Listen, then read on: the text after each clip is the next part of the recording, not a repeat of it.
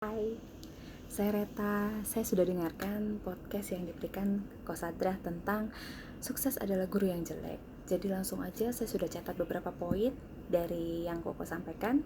Di awal ini saya langsung garis bawahi tentang Koko yang membahas buku Cash Flow Quadrant. Ada quote tentang uang tidak buat kita kaya, tapi aset yang buat kita kaya. Selama ini kita mungkin dapat doktrin dari orang tua kita ya, bahwa nanti setelah lulus kuliah, kerja di perusahaan ternama, bekerja ikut pemerintahan gitu. Nah, kita nih sebagai orang yang sudah dapat doktrin seperti itu, setelah masuk kita mau apa? Kita pasti targetnya jenjang karir gitu kan. Nanti abis dari pegawai mau apa? Direktur, manajer lah, apalah gitu. Bahkan mungkin nanti pencapaian bahwa kita harus melebihi target penjualan yang ada supaya kita dapat insentif yang banyak gitu kan.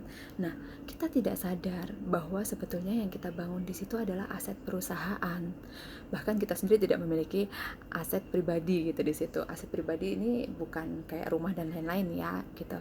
Nah, di abad ke-21 ini, hal-hal yang kita anggap pasti seperti gaji bulanan, insentif, atau bahkan mungkin pasti utang, canda utang. Maksudnya yang kita anggap pasti itu seperti gaji bulanan, itu bisa menjadi tidak pasti ketika SDM yang ada di perusahaan itu digantikan oleh mesin atau robot.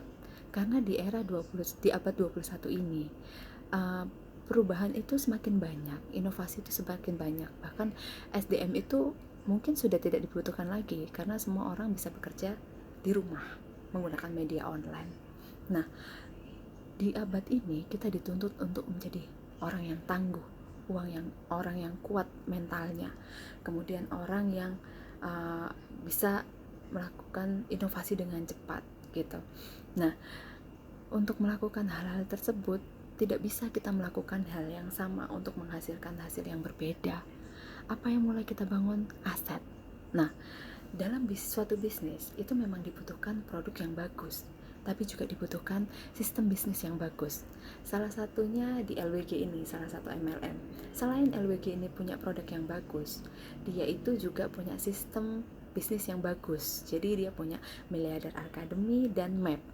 Nah, untuk dua hal tersebut itu kenapa dibutuhkan dalam suatu bisnis ini, karena ini merupakan business owner. Jadi kita sendiri yang mengelola, kita sendiri yang membantu untuk mengedukasi jaringan kita. Dengan apa caranya? Dengan menyamakan pola pikir dulu disamakan, dengan mendengarkan MAP, mengikuti Miliarder Academy. Ini secara nggak langsung membuat kita setiap hari selalu belajar bagaimana menjadi business owner yang baik, seperti itu. Nah, sebenarnya sukses itu guru yang buruk, guru yang jelek. Kenapa? Karena setelah orang sukses itu dia tidak akan merasa pengen lagi, karena dia sudah merasa sukses, sudah berhasil nih, sudah selesai, nggak ada lagi yang dicari.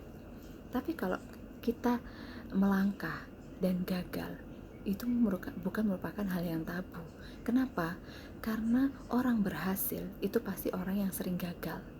Begitu. Orang yang berhasil itu orang yang bersahabat dengan kegagalan, bukan terus jatuh di lubang yang sama ya, tapi dia akan selalu belajar bagaimana cara mengatasi cobaan yang ada, seperti itu.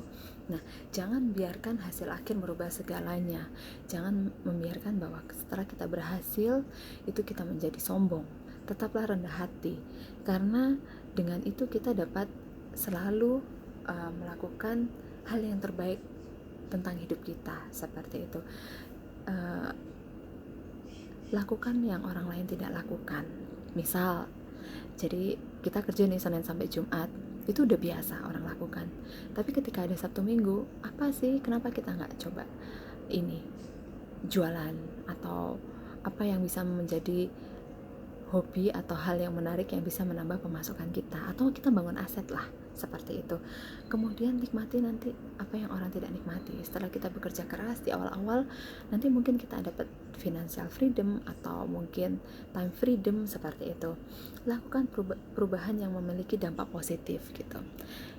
Saat ini banyak orang yang kelihatan hebat, tapi sebetulnya mereka itu tenggelam dalam kenyamanan. Itu saja yang aku dapat, Koko. Thank you.